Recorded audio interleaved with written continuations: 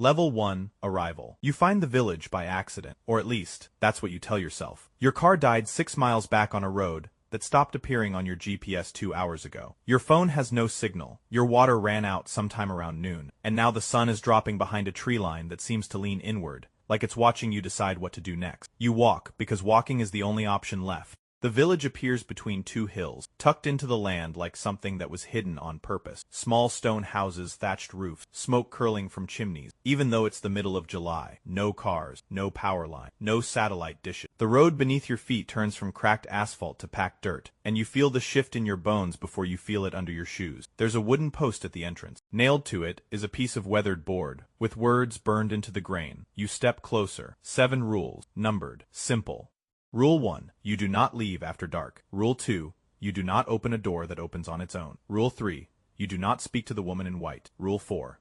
You do not count the houses. Rule 5. You do not look into the well. Rule 6. If someone calls your name, you do not answer the first time. Rule 7. You do not ask about the 7th rule. You read them twice. You almost laugh. It feels like a joke, like one of those tourist traps designed to give city people a thrill. But there's no ticket booth, no gift shop, no one standing nearby waiting to take your money. There's just silence, and the faint smell of something burning that isn't wood. You step past the post. The dirt path leads you into what feels like a town square, except it's too small and too quiet. A few people move between buildings. An old man carrying a bucket, a woman sweeping a step that's already clean, a child sitting on a low wall, legs swinging, watching you with eyes that don't blink. At the rate eyes should blink, no one greets you. No one asks who you are. No one seems surprised. A man appears at the doorway of the largest building. He's neither old nor young. His clothes are plain. His face carries the kind of calm that only belongs to people who have never needed to rush in their entire life. He looks at you the way a doctor looks at a patient who doesn't know they're sick yet. You'll need a place to sleep, he says. Not a question.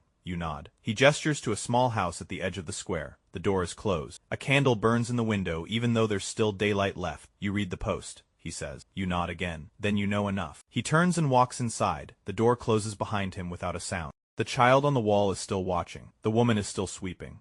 The old man is gone now, and you realize you didn't see where he went. You walk to the small house. You put your hand on the door. It doesn't move on its own. You push it open yourself and step inside. The room is simple. A bed, a chair, a table with a clay pitcher of water and a single cup. The walls are stone.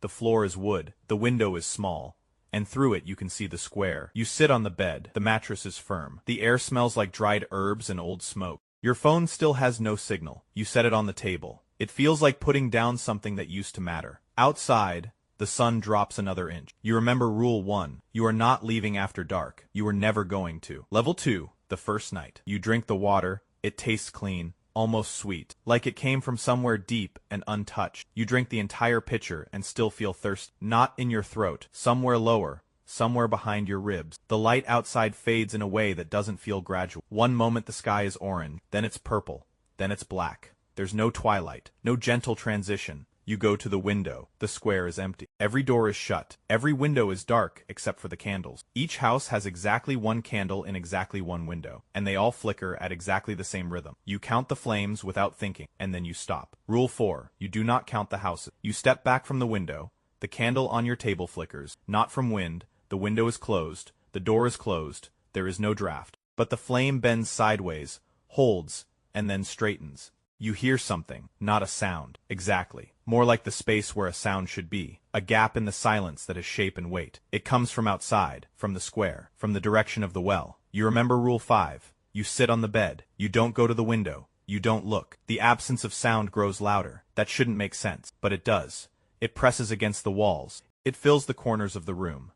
You feel it in your teeth. You feel it behind your eyes. Then it stops. Something else begins. Footsteps. Slow. Deliberate. Not heavy, not light. The exact kind of footstep that belongs to someone who knows precisely where they're going and has walked this path 1,000 times before. They cross the square. They pass your window. They stop. You are sitting on the bed. You are staring at the door. The door does not open.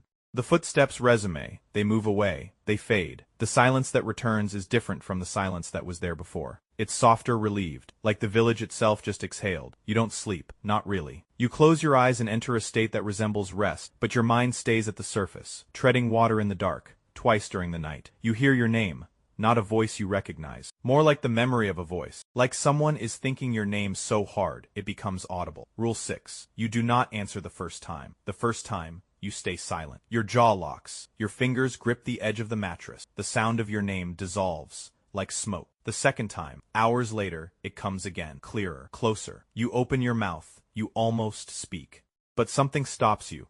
Not willpower. Instinct. The kind of instinct that exists below thought, below reason, in the part of your brain that still remembers what it was like to be prey. You close your mouth. Morning arrives the same way night did, without transition. The black sky turns gray, then white, then blue, and the shift happens in the space between one heartbeat and the next. You open your eyes, and the room is filled with pale light. The candle has burned out. The pitcher is full again. You didn't refill it. You drink the water anyway. It tastes the same. You are learning to stop asking questions that don't have answers you can survive. Level 3. The rules beneath the rules. You step outside. The air is cool and carries the smell of bread somewhere. Someone is baking. The normalcy of it almost breaks you. After everything you felt last night, after the footsteps and the silence and the sound of your own name spoken by nothing, the smell of baking bread is so ordinary it feels violent. The square is alive again. The same people move through the same spaces. The old man with his bucket. They have not changed position. They have reset. You walk to the large building. The man from yesterday is sitting outside on a wooden bench, holding a cup of something that's steam. He watches you approach with that same measured calm. You stayed inside,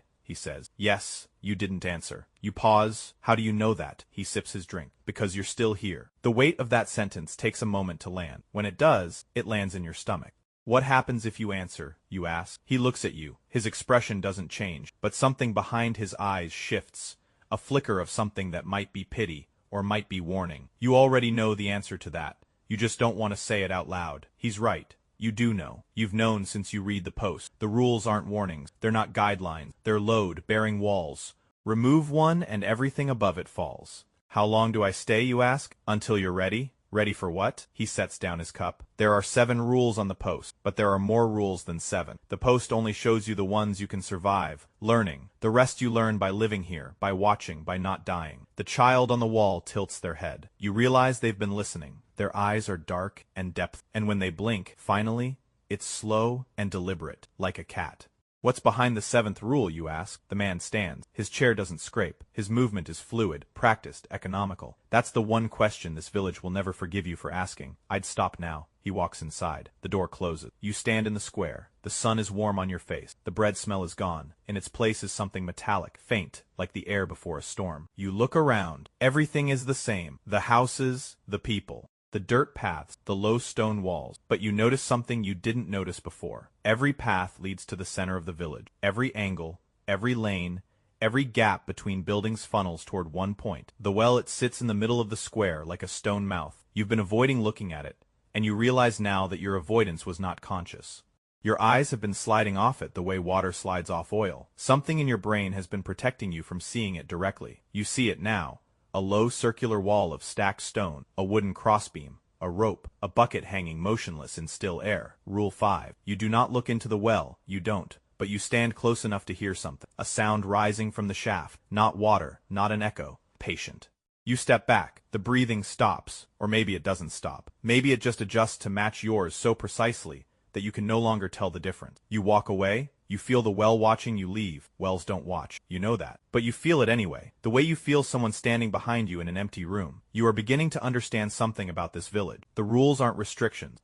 And the village is speaking to you in the only way it knows how. By telling you what will kill you. Level 4. The woman in white. 3 days pass. You fall into a rhythm. You wake. The pitcher is full. You drink. You step outside. You walk the paths. You eat what's offered. Bread and dried meat and a thick soup that tastes like it's been simmering for years. You speak to the man on the bench. He answers some questions. He deflects others. He never lies. He simply stops talking when the truth becomes too dangerous to say out loud. You learn the unwritten rules. Don't touch the flowers that grow along the eastern wall. They're not for you. Don't whistle after sundown. Don't sit in the chair by the fireplace in the large building. It belongs to someone, and no one will tell you who. Don't walk counterclockwise around the square. Always enter a room with your right foot first. The villagers begin to acknowledge you. Small nods, brief eye contact. The sweeping woman once hands you a piece of bread without stopping her motion.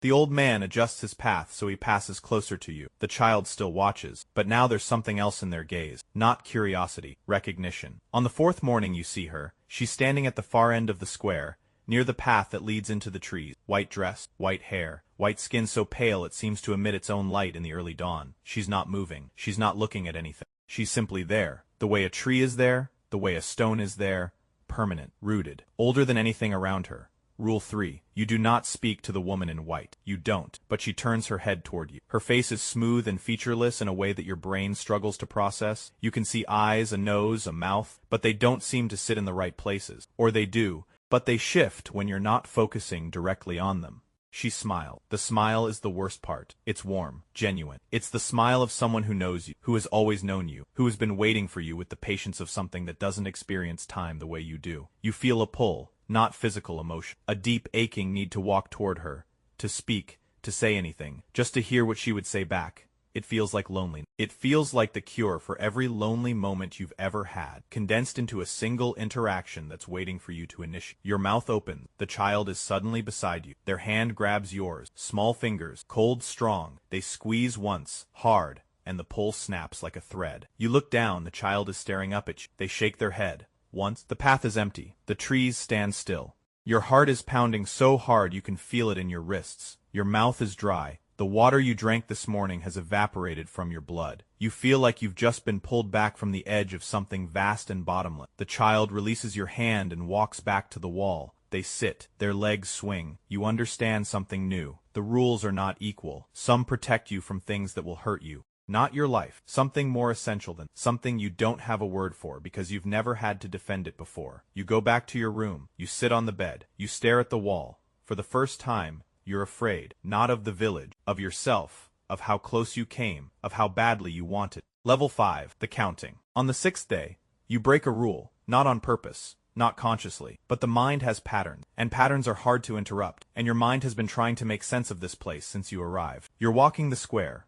You're looking at the houses, and before you can stop yourself, you're counting. 1, 2, 3, 4, 5, 6, 7, 8. You stop. You go back to the beginning. You count again. 1, 2, 3, 4, 5, 6, 7, 9. Your breath catches. You count a third time, slower now, pointing at each house. 1, 2, 3, 4, 5, 6, 7, 8, 8, 9, 7. The number changes every time. Not because you're miscounting, because the number is changing. The houses are the same. The positions are the same, but the total shifts, like the village is rearranging itself behind your eyes, in the blind spot between perception and comprehension. Your head hurts, not a headache, a pressure, like something is pushing against the inside of your skull, trying to make room for information that doesn't fit in a human brain. The man on the bench is watching you. His expression has changed. For the first time, he looks concerned. You counted, he says. I didn't mean to. Intent doesn't matter here. Action does. What happens now? He stands. He walks toward you. He stops close enough that you can see the texture of his skin, the tiny scars around his jawline, the depth of his eyes that goes further than eyes should go. Now the village knows you're paying attention. And when the village knows you're paying attention, it starts paying attention back. That night is different. The footsteps don't pass your window. They stop at your door. They stay for hours. You can feel the presence on the other side of the wood. Not an animal. Something that occupies space the way heat occupies air. Diffuse, pervasive. Intimate, your candle flame doesn't flicker. It bends. It bends toward the door,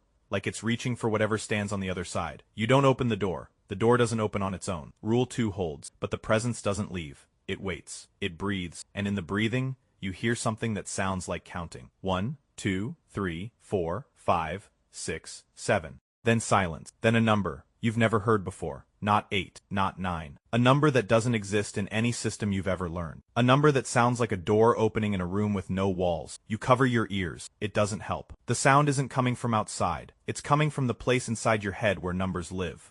Morning takes longer to arrive. When it does, the presence is gone. Your candle has melted into a shape that looks deliberate. You stare at it. You look away. You don't let yourself see what it formed. The pitcher is full. The water tastes different. Not bad. Heavier. Like it's carrying something dissolved in it that you can't see or name. You drink it anyway, because thirst is stronger than fear, and because part of you, a growing, that's the part that scares you most. Level 6. What the well hold. 9 days in, you've stopped checking your phone. You've stopped thinking about the road. You've stopped wondering when someone will come looking for you, because you've realized something terrible and quiet. No one is coming. No one remembers you left. This isn't a thought. It's a knowledge. It settled into you sometime during the 7th night, while you lay in bed listening to the village breathe around you. The world outside these hills has closed over the space you used to occupy, like water closing over a stone. You didn't disappear. You are absorbed. You eat breakfast in the large building. The villagers make room for you at the table. They pass you bread without being asked. They don't speak to you much, but the silence has changed. It's no longer the silence of strangers. It's the silence of people who share something that doesn't require words. You are becoming one of them. You can feel it happening. Your posture has changed. Your walk has slowed. Your eyes have learned to slide past the things they shouldn't see. You do it automatically now. You don't look at the well.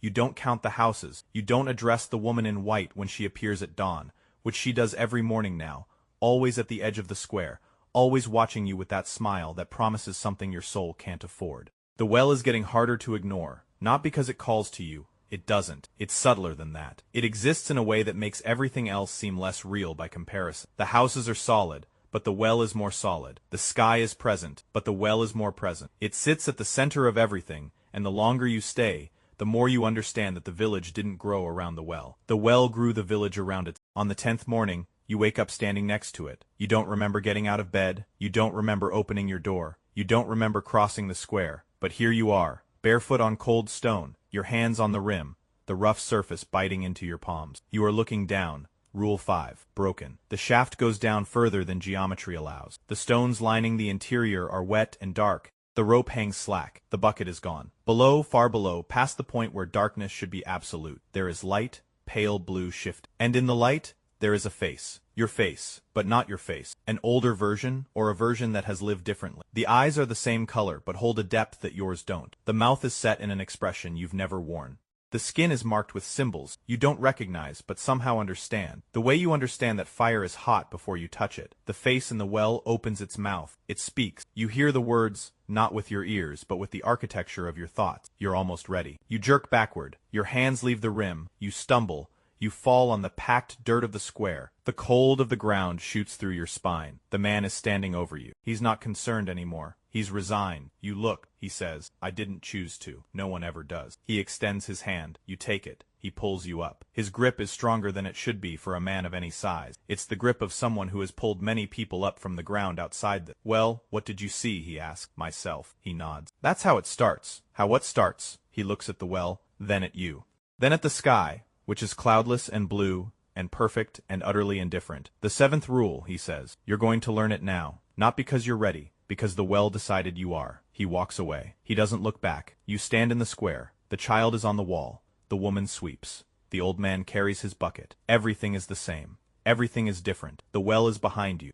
A persistent, specific awareness of something that is now part of you whether you want it or not. You look. You saw yourself. And the version of yourself you saw was not afraid. That's what terrifies you. Level 7. The 7th rule. Night falls and you don't go to your room. You sit on the bench outside the large building. The man is beside you. He doesn't tell you to go inside. He doesn't remind you of Rule 1. He sits with you in the growing dark. And for the first time since you arrived, he seems small, not physically, spiritually, like a man standing at the edge of something he has stood at many times before and has never gotten used to. The 7th rule, he said. The post says you do not ask about the 7th rule, but there is no 7th. There never was. The darkness thickens. The candles appear in the windows, synchronized, breathing in unison. The 7th rule is a space, a gap, a hole in the structure where a rule should be but isn't, and that gap, that absence, is the most important part of the entire system. He leans forward. His voice drops, not to a whisper, to something more controlled, more careful. Like a man carrying a glass filled to the brim. The first 6 rules protect you from the village. The 7th rule is where the village protects itself from you. You feel it then, a shift, not in the air, not in the ground, in you. Something unlocking.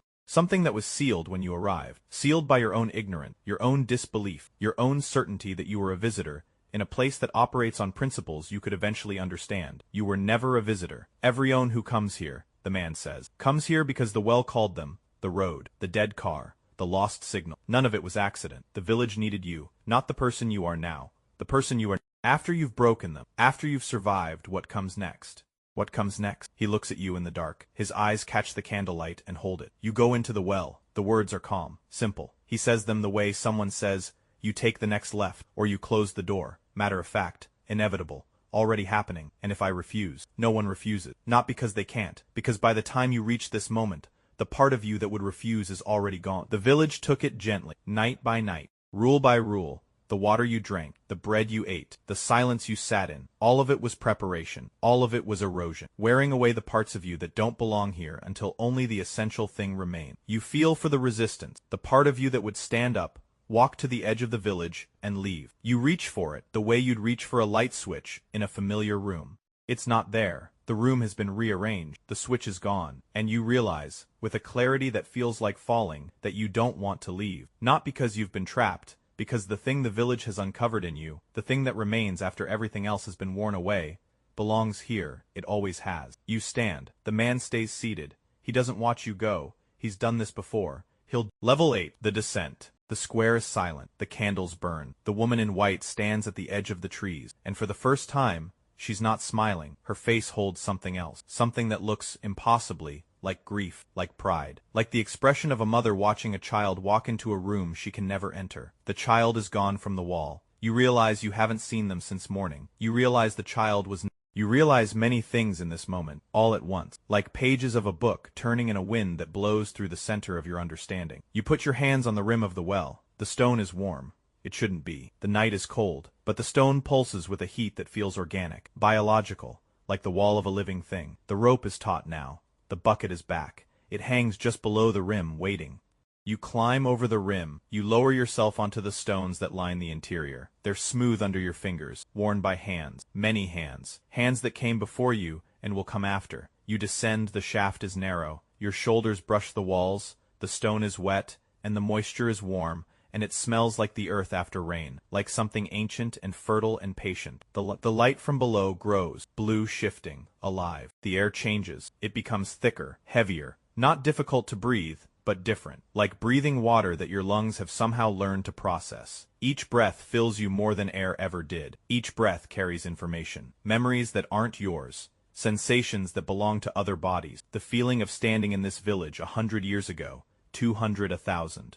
The village is old, older than the houses, older than the well. The well didn't create the village. The village grew from whatever lives at the bottom of this shaft. The way a tree grows from a seed, the way a scar grows from a wound. You climb deeper. Your arms ache. Your fingers slip. You catch yourself. You keep going, not because you're brave, because gravity has shifted. Down is no longer a direction. The shaft opens into a space that your eyes can't measure. The blue light is everywhere. Now it comes from the walls, from the floor, from the air itself. You drop the final few feet and land on a surface that gives slightly under your weight. Not stone, not soil, something else. You look around. The chamber is vast. The ceiling is lost in darkness above. The walls curve inward and outward like the interior of a lung. And on every surface, carved into the whatever it is that makes up this place, are symbols.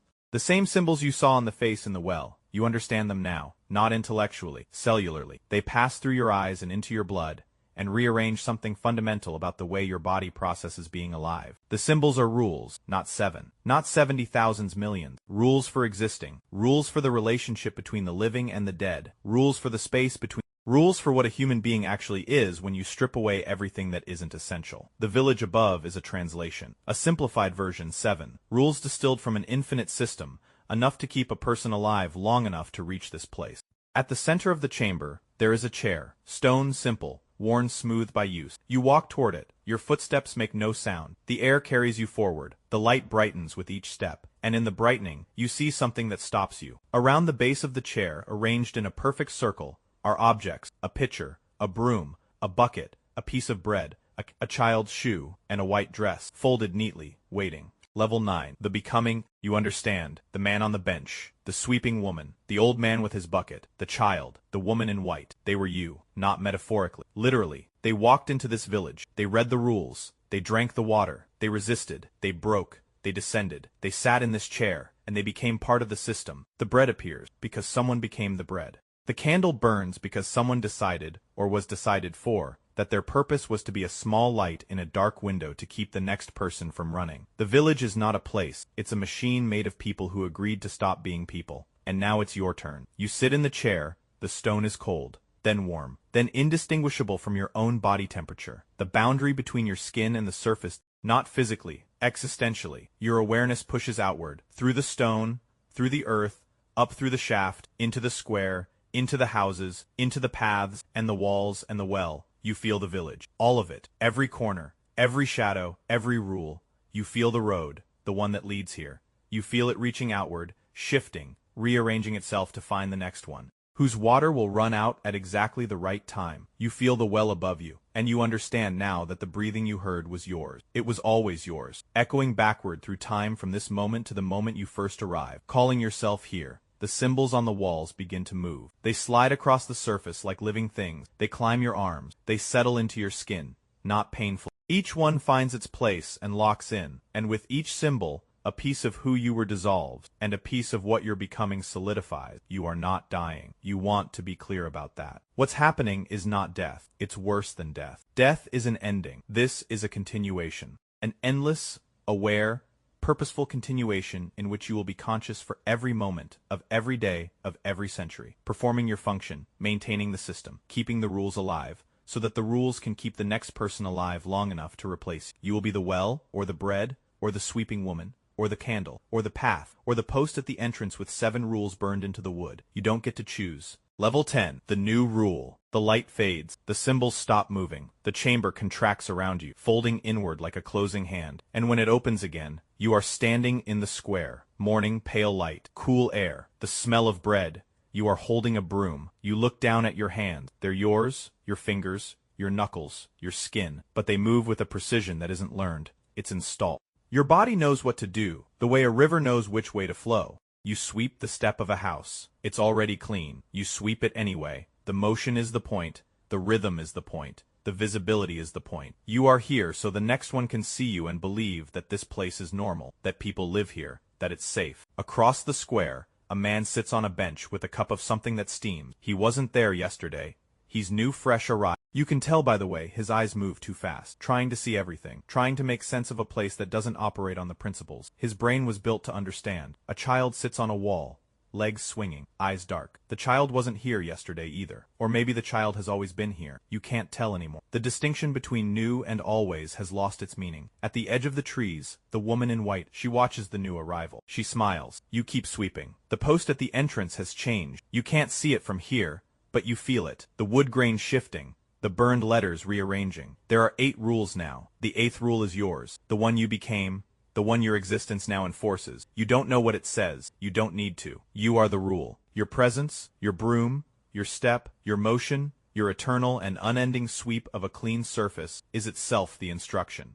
And the 8th rule, like all the others, exists for one reason: to keep the next person alive long enough to sit in the chair, down the road, past the hills, beyond the tree line that leans inward. A car engine sputters. A GPS signal drops. A phone screen goes dark. Someone is coming. You keep sweeping. The step is already clean. It always has been.